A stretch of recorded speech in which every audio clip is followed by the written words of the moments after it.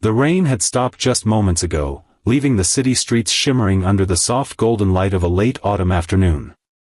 The café's wide glass windows were misted over, blurring the world outside into a watercolor of amber leaves and passing silhouettes. Inside, the warm scent of freshly brewed coffee mingled with the faint sweetness of cinnamon pastries. At a corner table, a woman in a tailored charcoal gray suit sat stiffly, her hands wrapped around a mug she had barely touched. Her name was Isabelle Moreau, a name that often appeared in business magazines, whispered in boardrooms, and respected in corporate corridors. People called her the Iron CEO, decisive, composed, unshakable. But today, she was none of those things. Across from her sat a little girl, perhaps 9 years old, with soft brown hair falling over her shoulders and eyes that seemed older than her years. Her name was Emily. She was silent, not just in that moment, but always. Born with a condition that had taken away her voice, Emily had learned to live in a world where sounds existed for others, but never for her.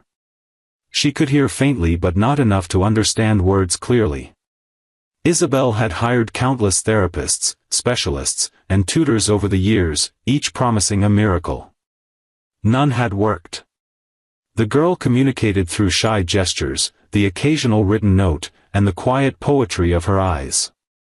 Isabelle had built empires, negotiated billion-dollar deals, and faced ruthless competitors without flinching, but when it came to her daughter, she often felt powerless. Every day, guilt whispered that she wasn't doing enough. Every night, she replayed the same question in her mind: was she failing as a mother?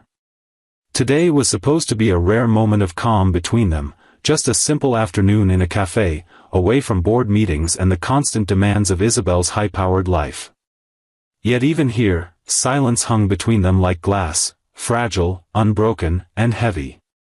Isabelle smiled gently at Emily, trying to coax some warmth into the air, but the little girl's gaze kept drifting to the window.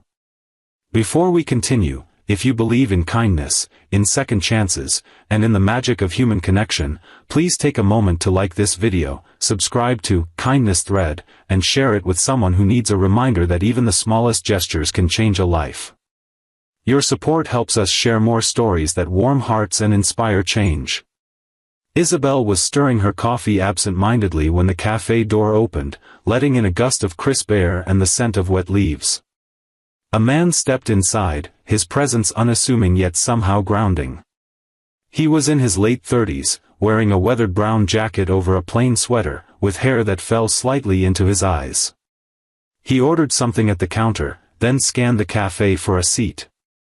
When he spotted the empty table near Isabelle and Emily, he walked over with an easy smile and asked if they minded him sitting nearby. Isabelle barely nodded, her mind still half occupied by a looming business decision she had to make later that evening. But Emily's eyes, usually cautious around strangers, fixed on the man with quiet curiosity. He sat down, placing a small paper cup on the table, and for a few minutes there was nothing unusual about the scene. He sipped his coffee, glanced out the window, and took out a notebook from his bag. Then it happened, a moment so unexpected that Isabelle's breath caught in her throat. She noticed the man looking at Emily, his expression warm but not intrusive. Slowly, he raised his hands, and began to sign. At first, Isabelle thought it was a coincidence, perhaps some absent-minded gesture. But then she saw Emily's eyes widen, a flicker of light breaking through her usual guardedness. The man's fingers moved gracefully, spelling out words in American Sign Language. Isabelle recognized only a little of it: "Hello, nice to meet you," but she saw her daughter's face transform. Emily's hands, hesitant at first, began to respond. Isabelle froze. She had never seen Emily engage with someone outside their small circle of specialists so quickly, so openly. It was as if an invisible wall had cracked, and sunlight was streaming through.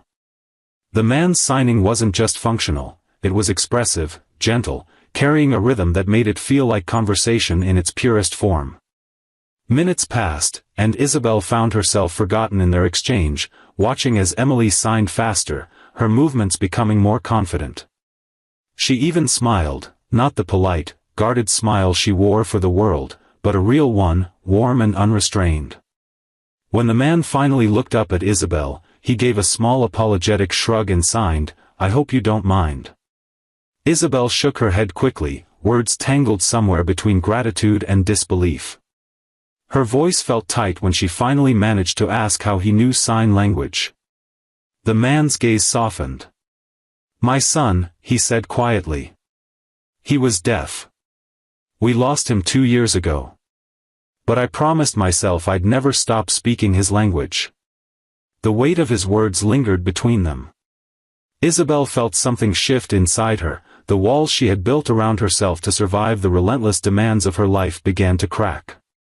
She told him about Emily, about the endless specialists, about her fear that her daughter would always live in a bubble she couldn't reach. The man, his name was Daniel, listened without judgment, his attention steady and kind. Over the next hour, Daniel taught Isabel small phrases in sign language while Emily laughed silently at her mother's clumsy attempts. The café, with its hum of quiet conversation and the soft clatter of cups, faded into the background. For the first time in years, Isabel wasn't thinking about her company, her next meeting, or her next decision. She was simply present, with her daughter, with a stranger who understood her world in a way she hadn't expected. As they prepared to leave, Emily signed something to Daniel that Isabel didn't understand. Daniel smiled, then translated softly. She said, "Thank you for talking to me."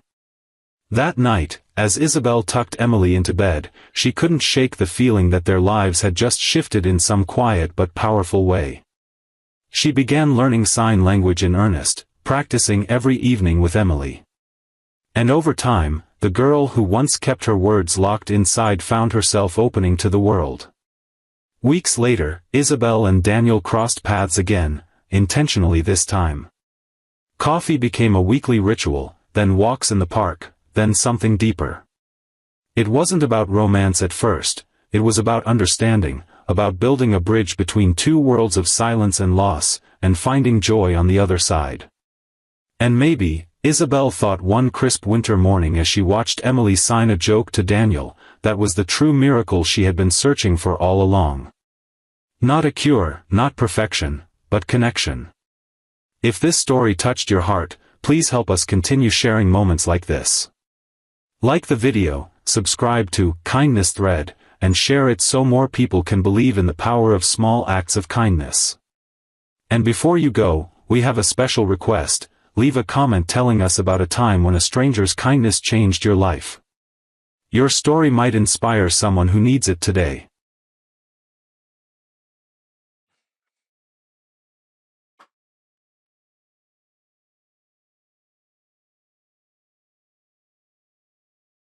¿Qué pasa? ¿Qué pasa?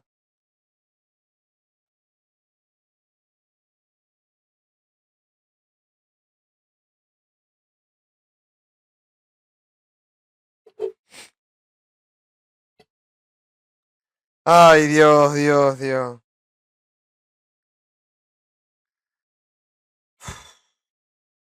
Estoy lindo hoy. Hoy estoy lindo. ¿Para qué mentir?